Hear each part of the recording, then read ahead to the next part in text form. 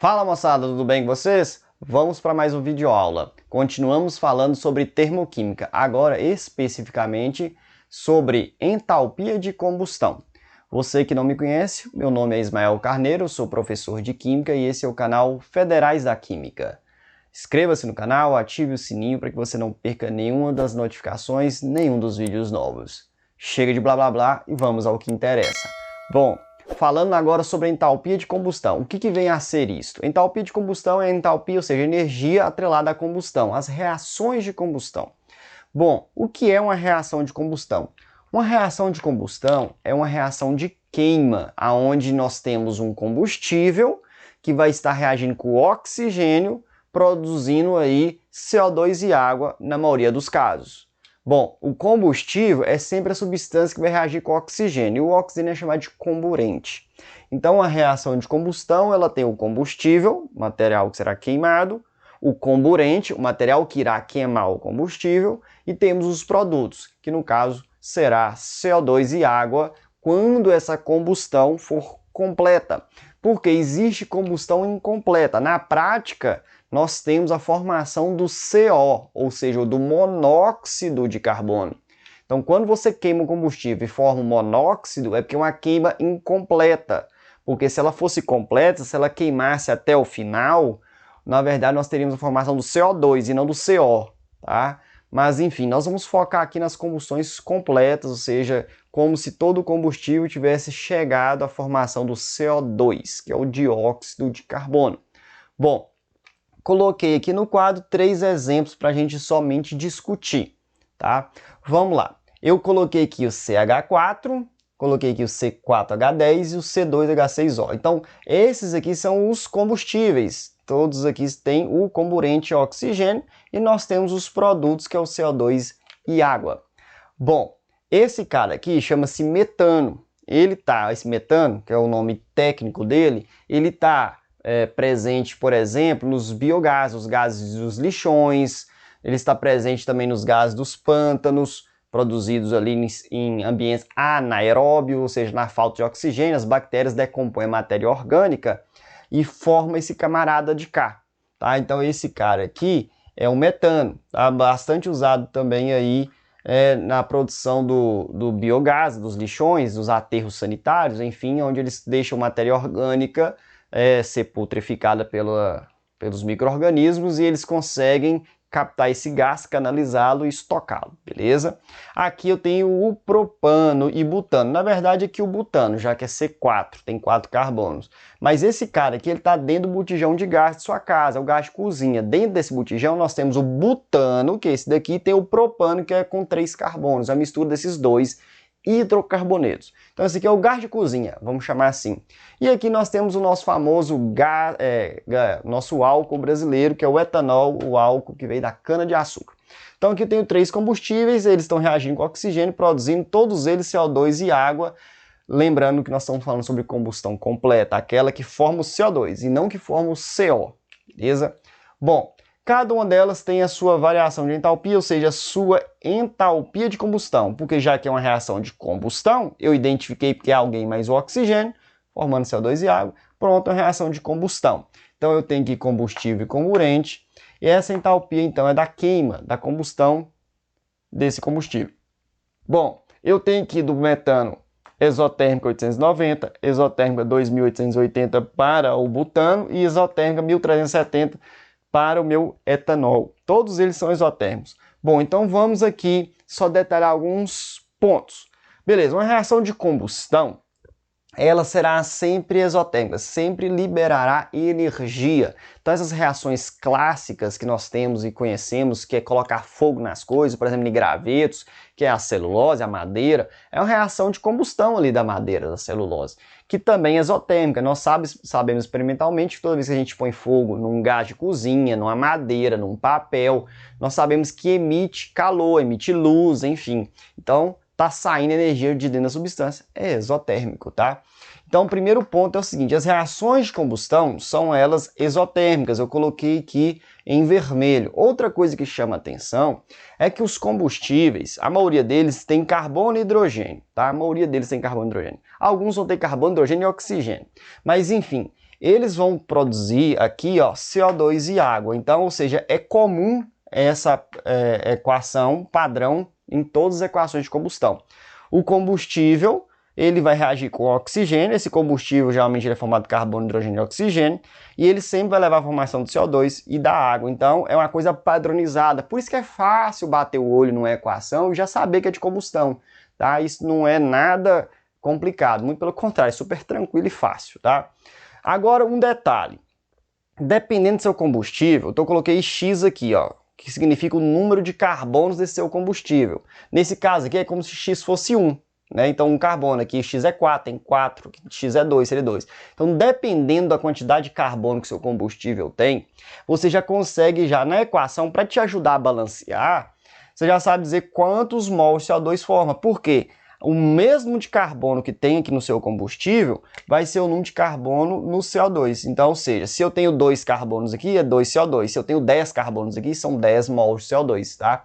Então, ou seja, o índice do carbono no combustível é igualzinho ao coeficiente do CO2 nos produtos, tá? Então, eu até coloquei um X aqui maior, tá? Aqui já é coeficiente, tá? Coeficiente estequiométrico. E outra coisa que dá também para você fazer mais rápido é a quantidade de hidrogênio.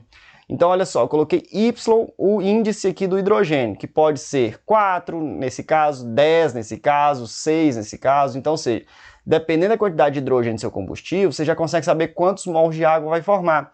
É você pegar essa quantidade, no caso eu chamei de Y, e dividir por 2, tá? Sempre a quantidade de água formada é a metade do número de hidrogênios do combustível, tá? E aí do oxigênio você vai calcular pelo que sobrou, né? Quantos O2 veio daqui, dessa multiplicação, quantos O veio daqui, e aí você vai saber qual o número que você vai colocar aqui na frente do O2, tá? Lembrando que tem combustíveis que tem esse oxigênio aqui, né? Por exemplo, o etanol, ele tem, e tem combustíveis que não tem o O. Por exemplo, o butano e o metano não tem esse oxigênio aí. Mas você deixa o oxigênio para o final, beleza? Então tá aí uma dica para vocês, reações de combustão. Combustível, comburente, CO2 e água, reação exotérmica. Tranquilo? Quantidade de CO2 é o mesmo número de carbonos do combustível e a quantidade de água formada é a metade da quantidade de hidrogênio no combustível. Nossa, ficou tranquilo. Agora eu vou te chamar a atenção para toda padronização, para toda, né, casos gerais, nós temos exceções. Então tá aqui, ó. Eu peguei aqui H2 mais O2 formando água. Essa reação aqui, que é utilizada para explicar as reações de formação, porque ela é uma reação de formação, eu tenho aqui só substâncias simples formando uma composta, a entalpia delas são 0. Então isso aqui é uma reação de formação, mas se você analisar bem, ela também cumpre os requisitos de uma reação de combustão. Eu tenho alguém reagindo com oxigênio, né? Eu tenho aqui a formação da água, a entalpia negativa e tudo mais. Só que tem um detalhe, por que não formou CO2, que já que a combustão tem que formar CO2 e água? Nesse caso aqui, não tem como formar CO2, porque olha só, os meus reagentes, antes da seta, eu estou tampando aqui, é H2 e O2, ou seja, eu não tenho ninguém nos meus reagentes que tem carbono na sua constituição. Logo, se não tem carbono antes, como que haveria carbono depois? Então não tem como aparecer o CO2 nesse caso, mas é uma reação de combustão, inclusive o H2, que é um gás, hidrogênio, ele é um combustível fantástico, tá? E libera bastante energia. Nós vamos falar sobre isso aqui nessa parte do quadro aqui adiante. Mas só para a gente finalizar, se você usar o carbono grafite, por exemplo, ou carvão, para fazer a queima dele, reagindo com oxigênio, é também uma reação de combustão. Você está pegando um combustível e reagindo com o comburente, tendo aí seus produtos, reação exotérmica, libera energia. Só que nesse caso, diferente do de cima, eu vou tampar aqui os produtos. Olha meus reagentes. Só carbono, só oxigênio. Na hora que ele entra em combustão, não tem como formar água. Por quê? Porque não existe hidrogênio nessa substância e nem nessa. Então, como que vai ter hidrogênio nos produtos? Ou seja, como é que vai ter água, sendo que a água tem hidrogênio na sua constituição? Não tem como. Então, quando o carbono grafite ele entra em combustão, ele produz só o CO2. Então, fique atento a esses mínimos detalhes. Todas essas duas são duas reações que se encaixam tanto em reação de formação, nós temos reagentes simples, com entalpia igual a 0, formando substância composta, quanto em reação de combustão, porque eu tenho aqui um combustível reagindo com um comburente. Então ela cumpre os requisitos das duas. Então são reações coringas, que pode ser usada numa ou em outra situação. Tranquilo? Beleza. Agora, só para a gente finalizar, como a reação é de combustão, quem é o mais importante ator é o combustível, tá? Por quê? Porque a reação de combustão ela é bastante utilizada para saber quem é o melhor combustível, quem é que libera mais energia, quem é aquele camarada que vai me fornecer uma maior eficiência energética. Então, é ele que é o importante, é ele que é o ator principal desse processo. É por causa dele que se estuda esse tipo de reação, em busca de cada vez combustíveis mais eficientes. E aí, então, quando você pega aqui ó, o ΔH da reação, vai ter o valor em quilojoules por mol. Por mol de quem? Óbvio que é quem tem coeficiente igual a 1, né? Não pode ser por mol de CO2, já que está em 4 mols, a equação já está em 4 mols. Não pode ser, por exemplo, por mol de água, já que tem 5 mols de água aqui. Então é por mol de quem tem 1.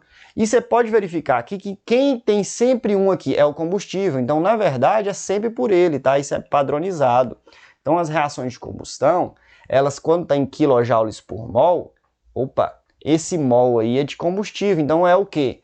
Libera 890 kJ de energia por mol de combustível. Libera 2.880 kJ por mol de combustível. Tudo bem? Lá na entalpia de formação, quem era o ator principal era o produto formado, era por quilojoule de produto formado. Então, por exemplo, essas duas equações que se enquadram tanto em uma quanto em outra, olha só.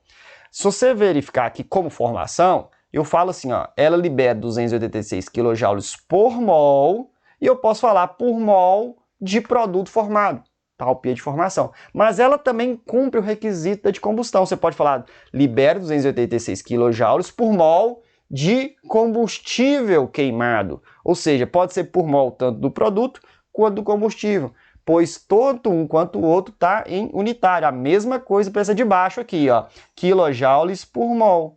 Então, por mol, tanto do meu produto, do meu reagente, do meu combustível, quanto de produto formado. Então depende aí do ponto de vista. Quer usá-la como formação? Então é quilojoules de produto formado. Quer usar como combustão? Então é quilojoules por combustível queimado. Tranquilo?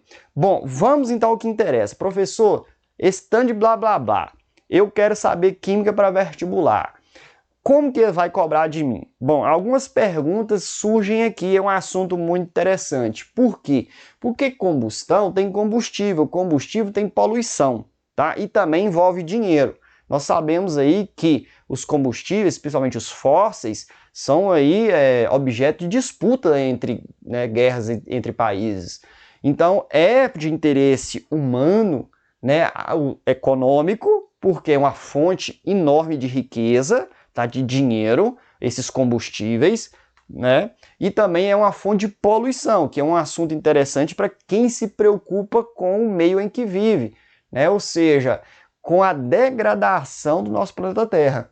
Então são dois assuntos que estão dentro de um, que é a parte econômica, ou seja, eficiência energética, por exemplo. Quem tem esse tipo de combustível geralmente é rico. Quem vende também diretamente é rico, ou seja, os donos de postos de combustível ganham muito dinheiro com esse tipo de substância aqui. E também é um assunto para os ambientalistas que estão preocupados, seja com o efeito da chuva ácida, seja também com o aquecimento global, né, a intensificação da chuva ácida e a intensificação, né, do aquecimento global.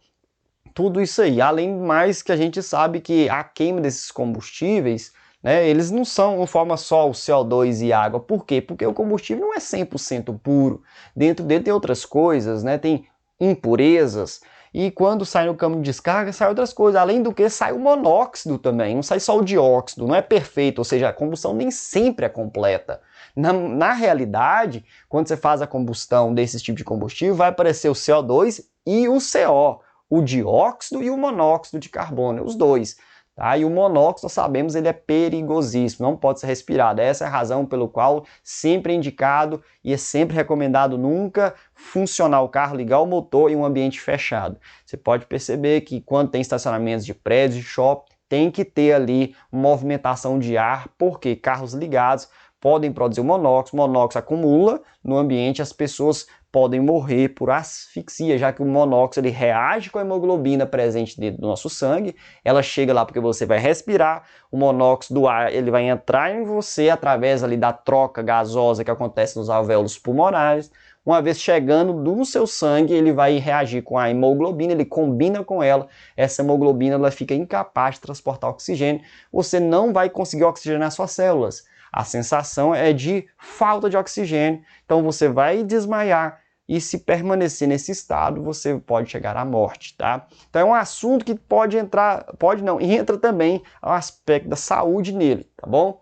Mas vamos a uma situação que é bastante comum, que é quando nós temos a estequiometria, ou seja, cálculos estequiométricos dentro da entalpia de combustão. É o que é mais comum que acontece, tá? Bom, eu coloquei aqui uma pergunta: qual combustível libera mais energia por grama? Ou seja, quem é mais eficiente energeticamente falando por grama? Ou seja, se eu pegar a mesma quantidade de grama de um e grama de outro, quem consegue liberar mais energia para mim? O que conseguir mais energia ser liberada por grama é o mais eficiente. Essa é uma pergunta bastante usada em vestibulares, em processos seletivos, em situações. É um pouco até batido, mas nunca é demais saber sobre ela. Principalmente se você nunca ouviu falar esse tipo de situação, você não quer ficar como o último a saber da história. Bom, vamos lá. Eu tenho aqui, eu vou até trabalhar para lado de cá. Eu tenho aqui a combustão de 3 combustíveis. Se você olhar pelos números da entalpia de combustão, você vai falar assim: poxa, o meu butano, o gás de cozinha, ele tem a maior entalpia, logo é o que mais libera. Bom, tudo bem, de fato ele tem o maior número, é o que mais libera mesmo por mol de combustível queimado. Então, quando se queima um mol desse, libera 890. Se você queimar um mol desse daqui, 2.880. Se você queimar um mol desse daqui, que é o etanol, vai liberar 1.370 por mol, de fato. Só que quando a gente, na prática, vai comprar combustível, ninguém fica pedindo quantidade por mol. Ou seja, a quantidade de venda desse tipo de substância não é feita por mol, tá?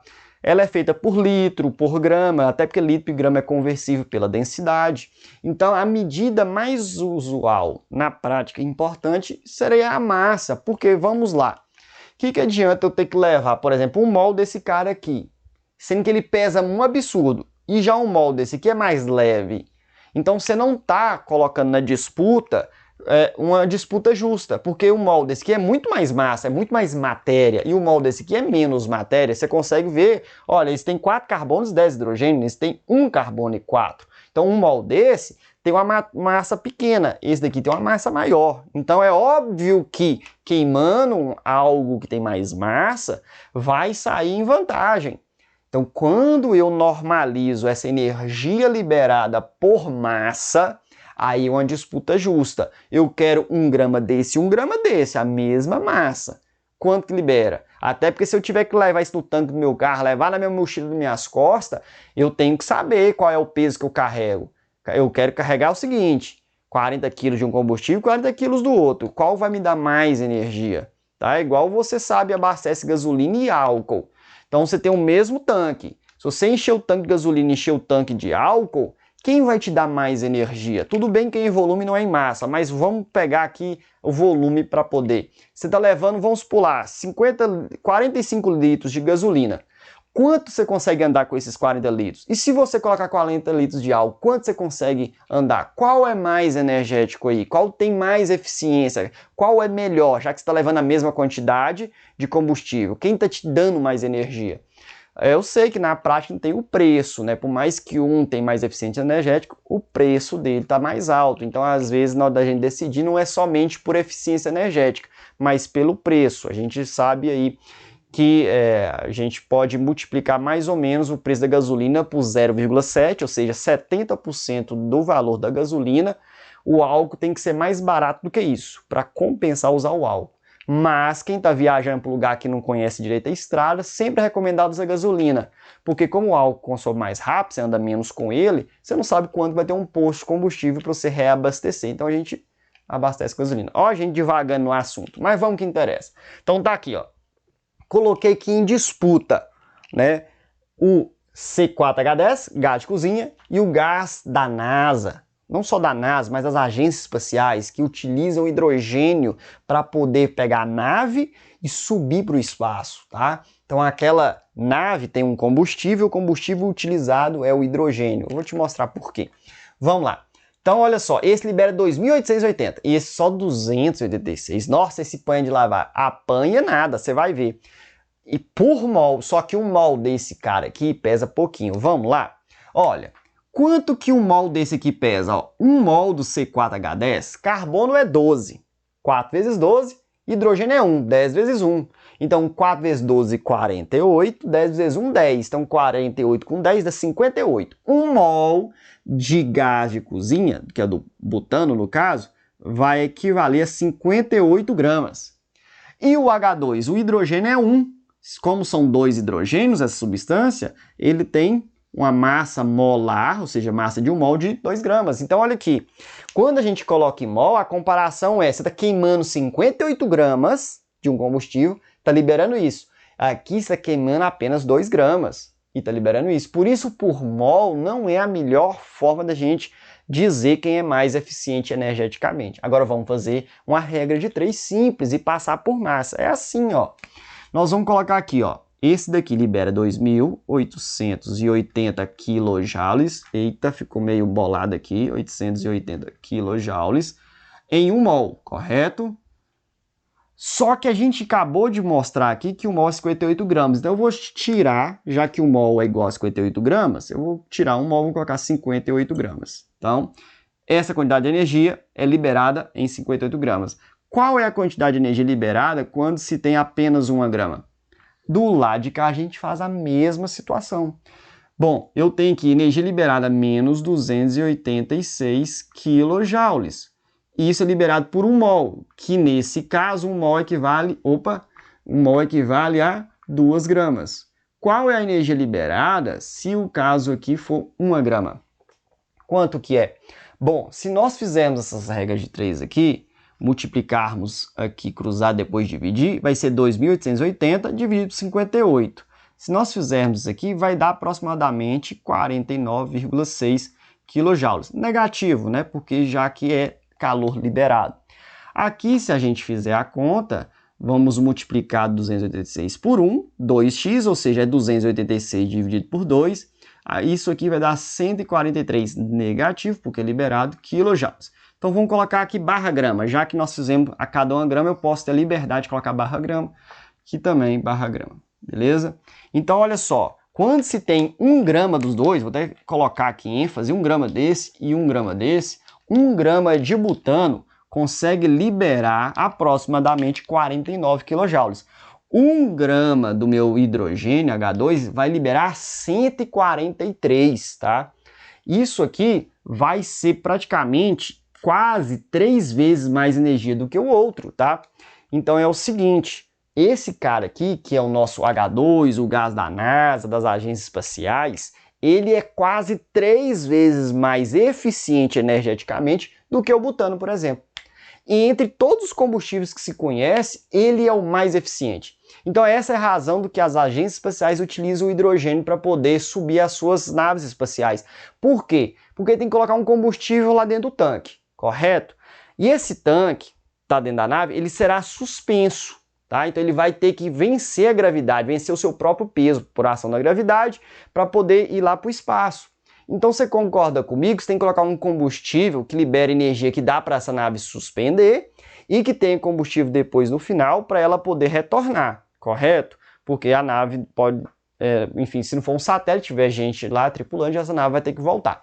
Então eu tenho que levar menos peso, né? Porque seja mais fácil, até questão de estrutura da nave e tudo mais. Então é interessante que esse combustível ele seja colocado o menos possível, vamos dizer assim, ou seja, uma quantidade que dê para ir e voltar. Que eu não tenho que colocar muita lenha para subir e para voltar. Então quando você pega os diferentes combustíveis, o hidrogênio é o que mais libera energia por massa.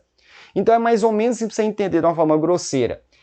Para mim poder fazer um acampamento, ter combustível depois para queimar e fazer, sei lá, uma comida, eu poderia levar na mochila 20 quilos. Se eu levar 20 quilos de hidrogênio ou 20 quilos de butano, bom, se você levar 20 quilos de hidrogênio, você vai conseguir fazer, vamos dizer assim, queima no seu acampamento por muito mais tempo, já que libera 3 vezes mais energia. Só que vamos pensar para esse lado. Enquanto o meu colega tem que levar 20 quilos de butano na mochila para poder ficar nos dias de acampamento lá, eu não vou levar 20 quilos, eu vou levar 7 quilos e consigo fazer o que ele consegue fazer com 20 quilos. Então isso é ser mais eficiente. Esse cara que consegue fazer o que o outro faz com 1/3 da massa dele. Tá? Então aqui, se 1 grama liberou 49, aqui você não precisa nem de 1 grama para liberar esses 49, você precisaria de 0,4, por exemplo, 0,30 é alguma coisa, gramas. Porque 0,3 gramas já consegue liberar o que o outro consegue, ou seja, ele é mais eficiente, tá? E esse tipo de abordagem já caiu em vestibular e costuma às vezes nos surpreender. E aqui eu vou aproveitar o momento e vou deixar outra situação que eles exploram em vestibular, pegando a questão ambiental. Eles gostam muito de comparar o seguinte: quem libera mais energia por mol de dióxido produzido. Porque outro ponto de vista também, além desse que eu já abordei, é o seguinte: esse libera muita energia, beleza, mas ele produz muita poluição. Então, ou seja, ele tem um lado muito bom, mas tem um lado muito ruim. Então, outra dinâmica que é abordada em vestibular é o seguinte: tem que produzir bastante energia, só que sem poluir, ou poluindo o mínimo possível. Quanto menos poluição, melhor. Então, às vezes, vai fazer uma regra de 3 por CO2. Eu vou deixar só para você esse aviso. Aí você vai pegar aqui, ó, esse aqui libera 890, quantos mols? 1 mol. Esse libera 2.880, mas quantos mols? 4. Então, eu teria que pegar esse valor e dividir por 4 para saber por quanto libera por mol de CO2. Isso também já caiu em vestibular e costuma, e acredito que continuará caindo sempre esse tipo de situação, tá? Tranquilo, pessoal? Se tiver dúvida, tiver qualquer pergunta ou curiosidade, deixe aí nos comentários que a gente vai estar respondendo e tentando te atender da melhor forma possível, beleza? Um grande abraço, fique com Deus e tchau, tchau.